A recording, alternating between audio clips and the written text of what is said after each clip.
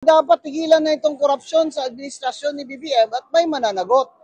Kasi hanggang ngayon po, wala naman nakukulong. Tsaka sinabi pa ni BBM na hindi kasali yung pinsan niya na si Romualdez sa investigasyon. Budol na naman. Kumbaga sa sabong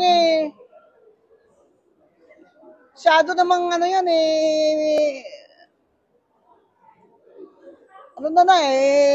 dinaya na, di ba? Parang ang natin dito, paano natin si BBM maasahan na siya magreforma kung ganyan siya takip-takip na lang siya sa kay Romualdez dahil takot siya na mga sekreto niya mailabas din ni Romualdez.